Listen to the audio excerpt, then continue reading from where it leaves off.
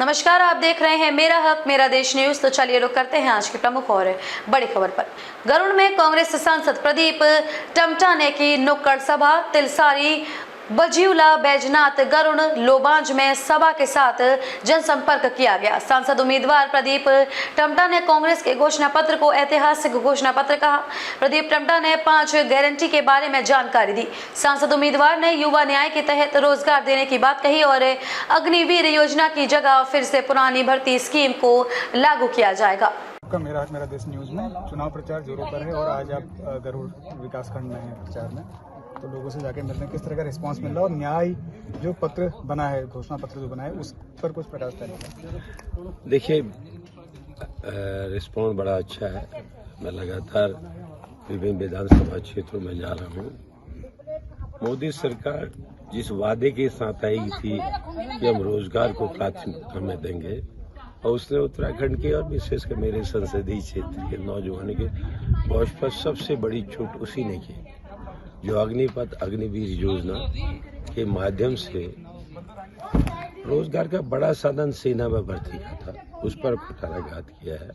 तो उसकी वजह से लोगों में बड़ा आक्रोश है इस अग्निपथ योजना के खिलाफ। उसका कारण लोगों के समर्थन कांग्रेस को जबरदस्त मिल रहा है। कांग्रेस ने 4-5 न्याय की बात कही है: युवा न्याय, किसान न्याय, महिला न्याय, श्रमिक न्याय, भागीदारी न्याय। उस 5 न्याय के साथ हर के साथ 5 गारंटी दी है। 25 कुछ गारंटी क्या है कि हर युवा को सबसे बड़ा प्रश्न देश में है कि रोजगार का। हम 30 लाख जो पद भारत सरकार में पिछले वर्षों में खाली पड़े, कांग्रेस आएगी तो पहली भर्ती उनको करेगी। दूसरा, हर ग्रेजुएट और डिप्लोमाधारी की नौकरी सुनिश्चित करने के लिए हम उसको 1 साल का अप्रेंटिसशिप करवाएंगे और 1 लाख का अलाउंस देंगे। ये बड़ी चीज है। महिलाओं के संदर्भ में भी हमने कहा है कि हर परिवार की एक महिला जो बुजुर्ग होगी, जो सब्सिडी नहीं, उसके खाते में 1 लाख डायरेक्ट ट्रांसफर के रूप में देंगे। 50% की भागीदारी, जब उनकी हिस्सेदारी समाज में 50% है, सब लोग कहते हैं आधा हिस्सा महिलाओं का है, नौकरियों में भी 50% की भागीदारी उनको सुनिश्चित करेंगे। इन पिछले 10 सालों से जो आशा वर्कर है, आंगनबाड़ी की कार्यकर्ता है, भोजन माता है, उनके मानदेय में किसी तरह की बढ़ोतरी केंद्र सरकार द्वारा देखिए, हम उसे दुगना करने जा रहे हैं। हम हर पंचायत में एक महिला मैत्री की नियुक्त करेंगे जो उस पंचायत में महिलाओं के अधिकारों को की जागरूकता के लिए महिलाओं को अधिकारी से परिचित कराएगी।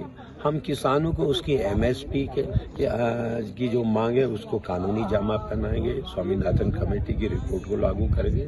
किसान हमेशा खेती करता है लेकिन ऋणग्रस्त का शिकार हो जाता है, तो हम एक परमानेंट मैकेनिज्म बना देंगे। अगर किसानों के सामने ऋण की प्रॉब्लम आती है तो हम उसको माफ करने के लिए एक परमानेंट मैकेनिज्म कमेटी हम बनाएंगे। एक तरफ हमने 70,000 करोड़ किसानों का माफ किया था, तो लोगों ने, बीजेपी ने, कॉर्पोरेट जगत ने हल्ला मचाया था। यहाँ तो 16 लाख करोड़ इन्होंने देश के धन्ना सेठों का माफ किया। हम श्रमिकों के संदर्भ में हमने कहा हम न्यूनतम मजदूरी अभी इस देश में किसी भी क्षेत्र में, चाहे वो मनरेगा हो या अन्य, 400 रुपये न्यूनतम मजदूरी देंगे। स्वास्थ्य का सबसे बड़ा कारण था बीमार गरीब आदमी हो जाएगा तो उसका इलाज करेगा असाध्य बीमारियों। हम 25 लाख तक का हेल्थ कवर इस देश के आम आदमी को जो असाध्य बीमारियों से वो भारत सरकार देगी। हम जो नौकरियों में आज का आउटसोर्सिंग और अनियमित नौकरियां होगी, हम इसको क्या कहते हैं, समाप्त करके सुनिश्चित रोजगार की ओर आगे बढ़ेंगे। इस समय देश के अंदर ऑनलाइन से लेकर एक नई वर्क कल्चर आया है नया, जिनको गिग वर्कर कहा जाता है। गाड़ी चला रहे हैं, सामान दे रहे हैं, लेकिन कोई उनकी रोजगार की कोई गारंटी नहीं है। उन वर्कर को भी सामाजिक सुरक्षा के दायरे में लाएंगे, उनका इंश्योरेंस करेंगे। तो ये जो मूलभूत आवश्यकताएं इस देश की है, हमने पिछले लंबे समय से वृद्धावस्था, विधवा पेंशन, इस सवाल पर भारत सरकार ने अपना अंश नहीं बढ़ाया, उसको भी दोगुना करने जा रहे हैं। पर्वतीय क्षेत्रों में और पर्यावरण के आधार पर हर जगह लैंडस्लाइड हो रही है। हम इसका एक परमानेंट मैकेनिज्म बनाएंगे कि जो पर्वतीय क्षेत्र में हर बार बरसात के कारण भू धसाव हो रहा है, उससे कैसे इसको निजात दिलाया जा सकता है।